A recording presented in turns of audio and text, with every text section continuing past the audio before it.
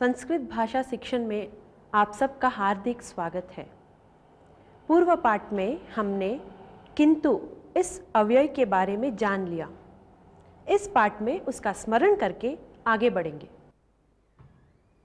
नमो नमः। नमो नमः। संस्कृत भाषा शिक्षणे भवतां सर्वेषां हार्दं स्वागतम्। पूर्वतन पाठे वयं किन्तु इति अव्ययस्य अभ्यासं कृतवन्तः।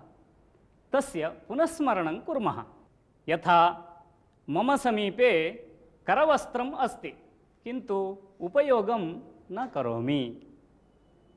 द्वितीयवाक्यं वदामि। मम समीपे लेखनी अस्ति किन्तु न लिखामि। मम समीपे 100 रूप्यकाणि सन्ति किन्तु व्ययं न करोमि। एवमेव किञ्चित् अभ्यासं कुर्मः।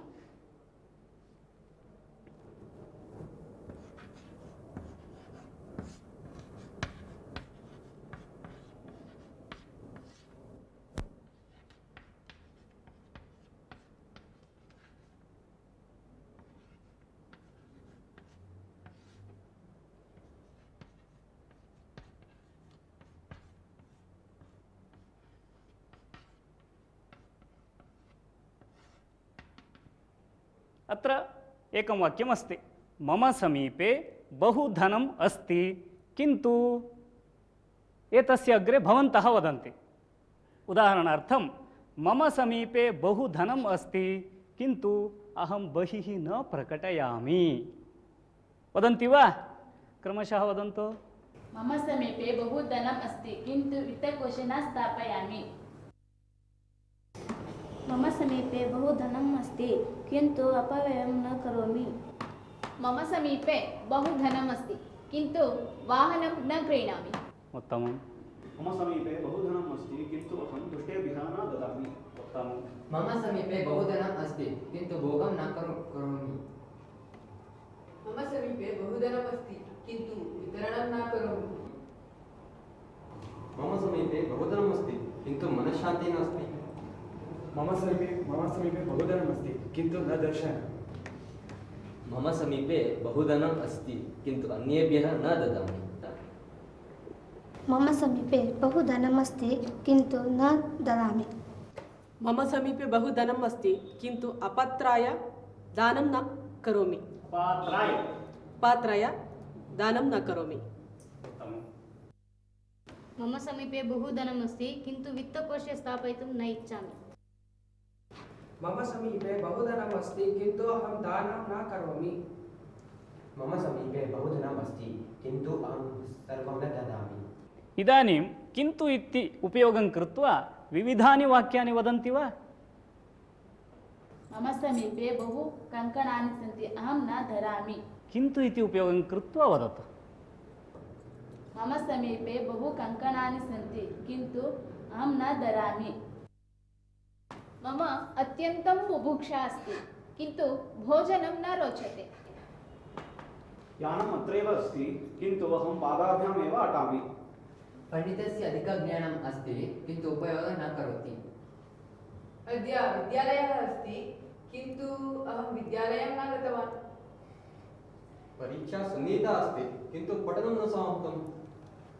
कृष्णः सम्यक् पठति किन्तु तस्य अहङ्कारः नास्ति। कः? कृष्णः।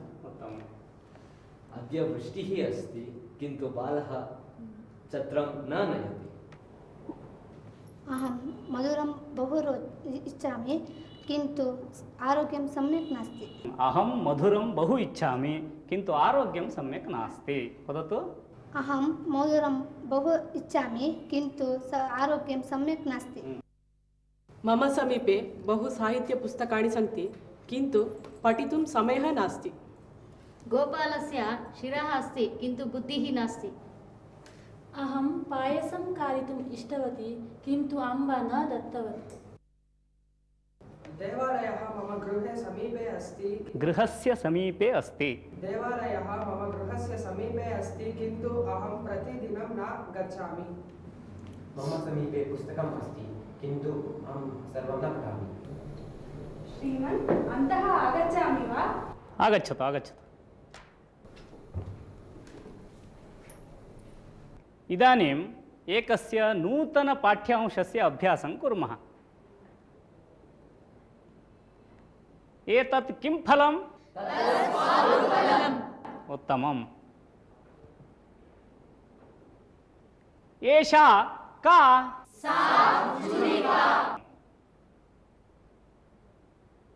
अहं स्वादुफलस्य उपरि छुरिकां पातयामि। निश्चयेन पातयामि। निश्चयेन पतति वा? निश्चयेन न पतति। निश्चयेन न पतति? निश्चयेन पातयामि। इदानीं कः स्वादुफलस्य उपरि छुरिकां पातयति? अहं निश्चयेन पातयामि। अहं निश्चयेन पातयामि। अहं निश्चयेन पातयामि। अहं छुरिकां निश्चयेन पातयामि। आगच्छतु।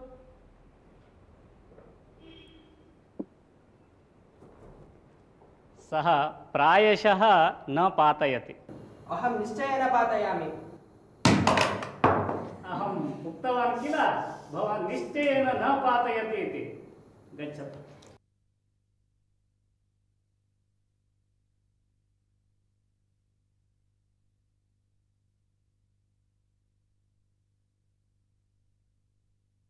निश्चित रूप से इस अर्थ बताने के लिए निश्चयेना इस शब्द का प्रयोग किया जाता है।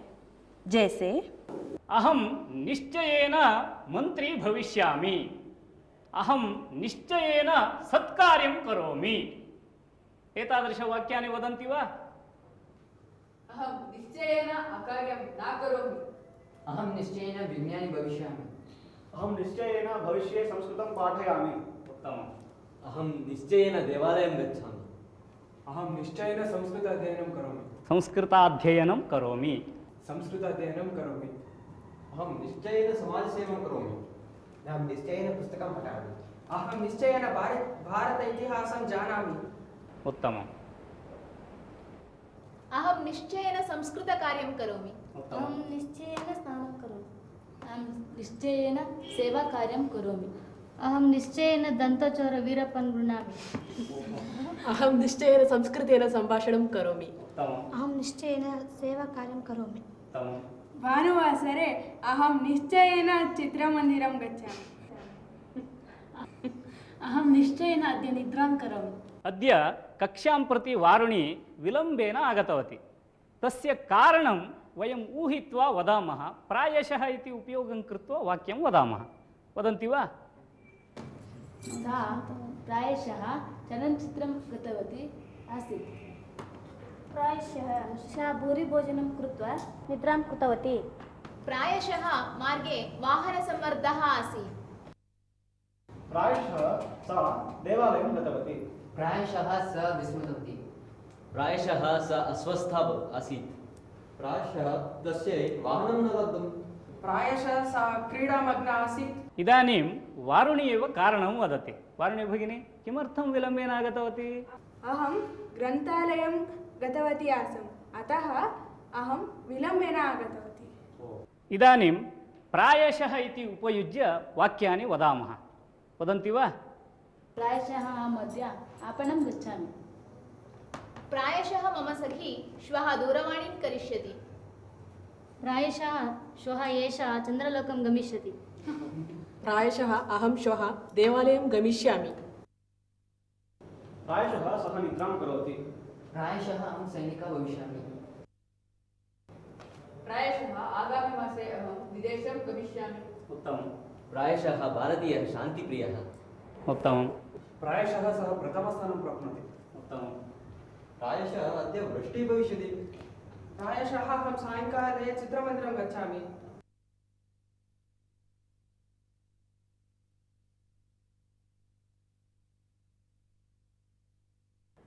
जब उत्तर बताने वाले को संदेह रहता है तब वह प्रायशः शब्द का प्रयोग करता है।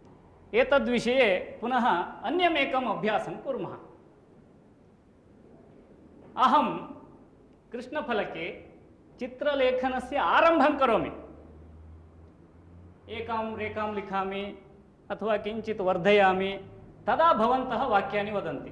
अहं किं लिखामि इति। अस्तु वा? तत्र निश्चयेन प्रायशः इति शब्दं भवन्तः योजयन्तु।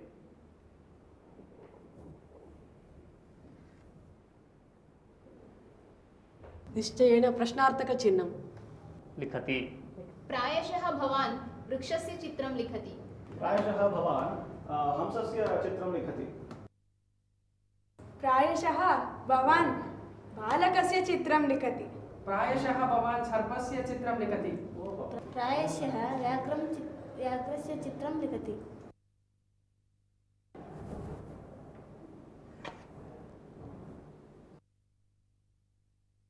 कः वदति? प्रायशः भवान् भवतः पत्न्याः चित्रं लिखति। प्रायशः भवान् पत्रिकायाः चित्रं लिखति। अस्तु, पुनः किञ्चित् साहाय्यं करोमि।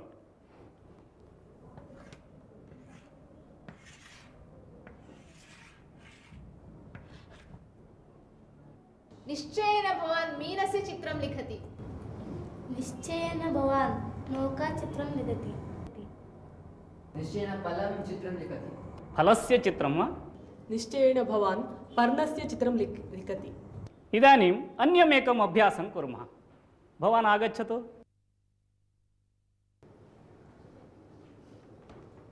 एषः जीवने अग्रे कः भविष्यति इति ऊहां कुर्वन्तु। वाक्यं वदन्तु।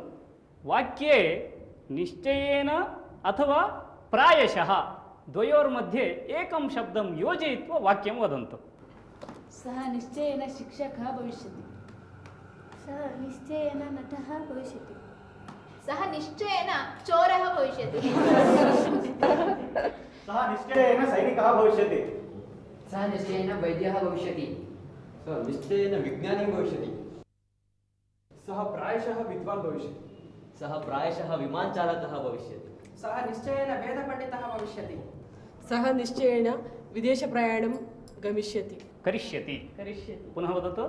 सः निश्चयेन विदेशप्रयाणं करिष्यति।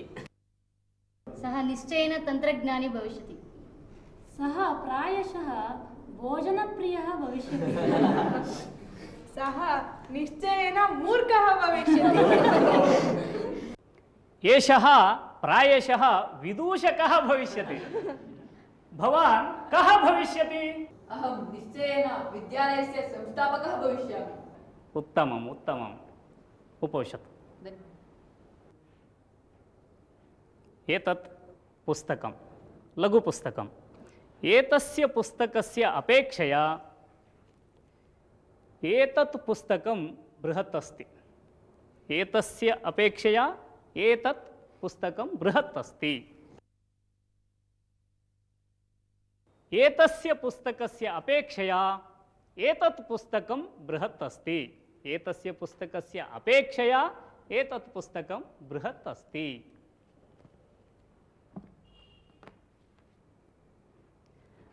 काकः काकस्य अपेक्षया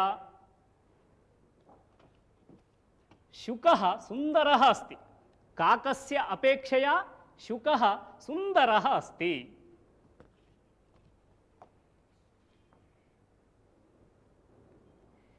एतस्याः वेण्याः अपेक्षया एतस्याः वेणी दीर्घा अस्ति। एतस्याः वेण्याः अपेक्षया एतस्याः वेणी दीर्घा अस्ति। उत्तिष्ठतु उत्तिष्ठतु। गिरिजायाः अपेक्षया सावित्री उन्नता अस्ति। गिरिजायाः अपेक्षया सावित्री उन्नता अस्ति। का उन्नता अस्ति? गिरिजायाः अपेक्षया सावित्री उन्नता अस्ति। एतस्य दण्डस्य अपेक्षया एषः दण्डः दीर्घः अस्ति। एतस्य दण्डस्य अपेक्षया एषः दण्डः दीर्घः अस्ति। केरलस्य अपेक्षया कर्णाटकं बृहत् अस्ति। पाकिस्तानस्य अपेक्षया भारतदेशः बृहत् अस्ति। इदानीम् अपेक्षया इति उपयुज्य वाक्यानि वदन्तु। अजस्य अपेक्षया गजः स्थूलः अस्ति। उत्तमम्। विद्यायाः अपेक्षया जानवी बुद्धिमती। उत्तमम्। अन्यभाषा अपेक्षया संस्कृतभाषा सरला अस्ति। उत्तमम्। बकस्य अपेक्षया हंसः सुन्दरः। उत्तमम्। रामायण अपेक्षया महाभारत बृहत् अस्ति। उत्तमम्। मम घट्याः अपेक्षया वारुण्याः घटी सुन्दरी अस्ति। उत्तमम्। मम अपेक्षया अंबिका उन्नता अस्ति। दण्डदीपस्य अपेक्षया सूर्यः अधिकः प्रकाशः अस्ति। उत्तमम्। अर्जुनस्य अपेक्षया एकलव्य दूरतमः। पुनः वदतु। अर्जुनस्य अपेक्षया एकलव्य धनुर्धरः। उत्तमः धनुर्धरः। पूर्णवाक्यं वदतु। अर्जुनस्य अपेक्षया एकलव्य उत्तमः धनुर्धरः। दुर्योधनस्य अपेक्षया श्रीकृष्णः उत्तमः। दुर्जनसहवासम् अपेक्षया सज्जनसहवासम् उत्तमम्। दुर्जनसहवासापेक्षया दुर्जनसहवास अपेक्षया सज्जनसहवासः उत्तमः। उत्तमम्। एतस्य अपेक्षया एषः बुद्धिमान् अस्ति। जब दो वस्तुओं का तुलना करते हैं तब इसका प्रयोग होता है।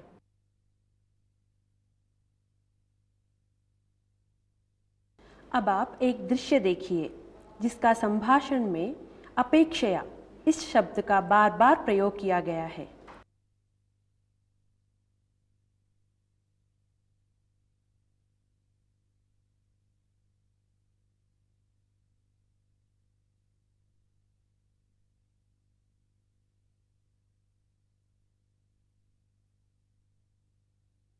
भोः निबन्धानां सङ्ग्रहः अस्ति वा? अस्ति, तत्र पश्यतु।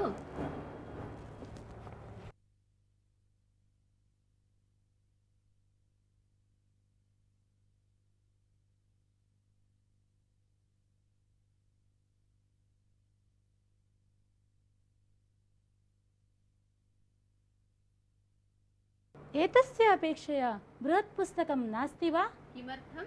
विश्वविद्यालये निबन्धस्पर्धा अस्ति, तदर्थम् अधिकविषयसङ्ग्रहः करणीयः अस्ति। तथा वा? आगच्छतु, ददामि।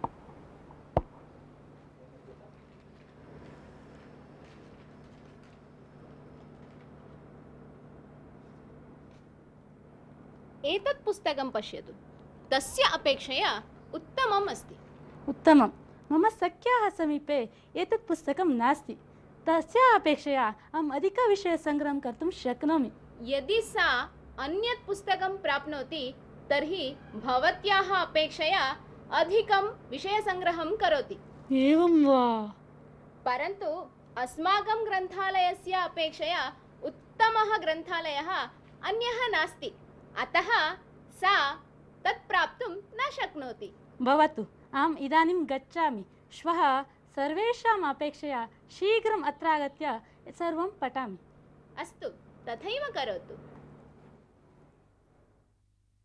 इदानीं वयम् एकं सुभाषितं शृणुमः।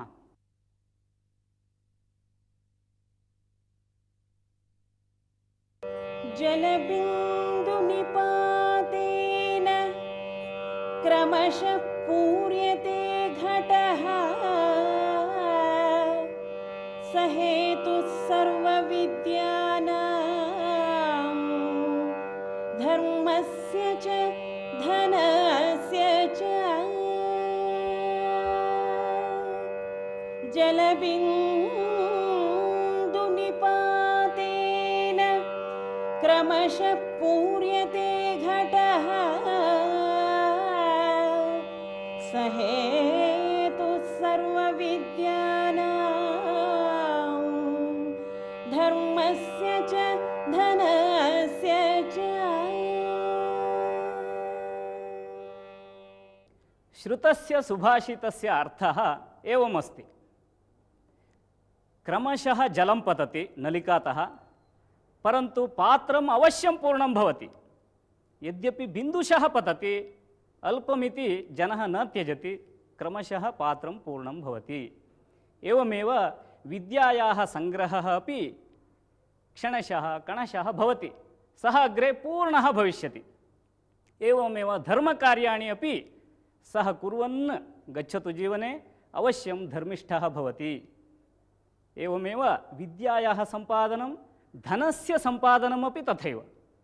कणशः धनसम्पादनं करणीयम्, एकनाणकं नाणकद्वयं नाणकत्रयम् इति न त्यक्तव्यं, सर्वमपि सङ्गृह्य सः अग्रे प्रभूतं धनं सम्पादयिष्यति। एवं सुभाषितकारः वदति विद्यायाः सम्पादनं धनस्य सम्पादनं धर्मस्य सम्पादनं क्रमशः भवति, सः पूर्णः भवति। सुभाषित का अर्थ यह है, जल के एक एक बूंद के गिरने से कुछ समय में घड़ा भर जाता है, वैसे ही बिंदु ग्रहण के माध्यम से धन और धर्म की वृद्धि होती है। इदानीम् अहम् एकां कथां वदामि। कावेरीनद्याः तीरं, कावेरीनद्याः तीरे एकं गुरुकुलं। गुरुकुले वटवः सन्ति, बालकाः। ते प्रतिदिनं नियमितं जीवनं कुर्वन्ति, प्रातःकालतः रात्रिपर्यन्तं नियमितं जीवनम्।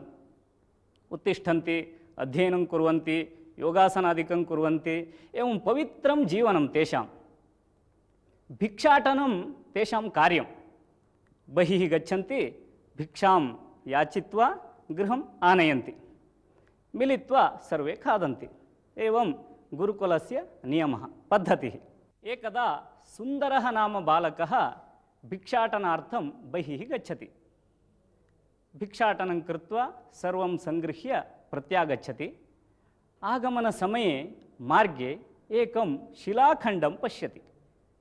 सुन्दरः शिलाखण्डः, नीलवर्णः, कन्दुक आकारेण अस्ति। अतः तस्य कुतूहलं भवति, हस्तेन गृह्णाति, तस्य समीपे स्थापयति, क्रीडार्थं वा उपयोगः भवति इति चिन्तयति। गुरुकुलम् आगच्छति, तस्य मित्राणि सन्ति, मित्रेभ्यः दर्शयति।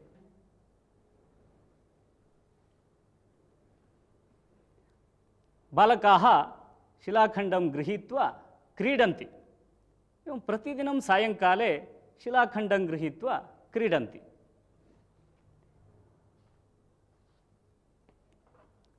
एकदा गुरुः पश्यति शिलाखण्डं। सः सुन्दरम् आहूय पृच्छति, हे सुन्दर, एतं शिलाखण्डं भवान् प्राप्तवान्, परन्तु एतेन शिलाखण्डेन इतः परं भवान् न क्रीडतु, अन्येन शिलाखण्डेन क्रीडतु। एतं शिलाखण्डं गृहीत्वा भवान् आपणं गच्छतु, एतस्य विक्रयणं करोतु इति वदति। गुरोः आज्ञा। सः सुन्दरः आपणं गच्छति, शाकापणं गच्छति। प्रथमतः शाकापणिकं पृष्टवान्, भवान् एतं शिलाखण्डं क्रीणाति वा? आपणिकः वदति, नाणकद्वयं ददामि। तदा सः बालकः गुरुं पृच्छामि इति प्रत्यागच्छति। गुरुः वदति, भोः, इदानीं पुनः अन्यत्र विचारयतु, विक्रयणात् पूर्वं मां पुनः एकवारं पश्यतु इति वदति। सः तथैव बालकः अन्यत्र गच्छति। सुन्दरः क्रीडनकविक्रेतुः समीपं गच्छति। सः तं विचारयति, एतस्य मूल्यं कियत् ददाति? सः वदति, अहं रूप्यकद्वयं ददामि। तदा बालकः पुनः गुरोः समीपम् आगच्छति। तदा गुरुः पुनः वदति, इदानीं भवान् नगरान्तरं गच्छतु, तत्र विचारयतु। सः बालकः नगरं गच्छति, तत्र आभरणस्य आपणं पश्यति। आभरणविक्रेतारं पृच्छति, एतस्य शिलाखण्डस्य मूल्यं कियत्? अहम् एतं शिलाखण्डं विक्रेतुम् इच्छामि। सः आपणिकः परीक्षां करोति सूक्ष्मतया। सः वदति, भोः बाला, एतस्य शिलाखण्डस्य मूल्यम् अमूल्यमस्ति। यदि अहम् आपणे स्थितस्य सर्वस्य आभरणस्य विक्रयणं करोमि, तथापि एतस्य शिलाखण्डस्य मौल्यं न भवति। तावदस्ति एतस्य शिलाखण्डस्य मौल्यं। यदि भवान् विक्रेतुम् इच्छति, मया आपणः त्यक्तव्यः भवति। तदा बालकः अमूल्यं शिलाखण्डं गृहीत्वा पुनः गुरोः समीपं गच्छति।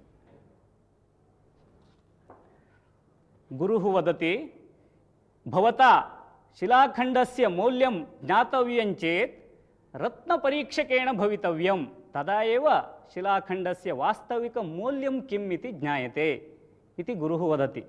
पुनः वदति, पश्यन्तु, जनानां समीपे अत्यमूल्यं वस्तु अस्ति जीवनं नामकं, परन्तु ते मौल्यं न जानन्ति।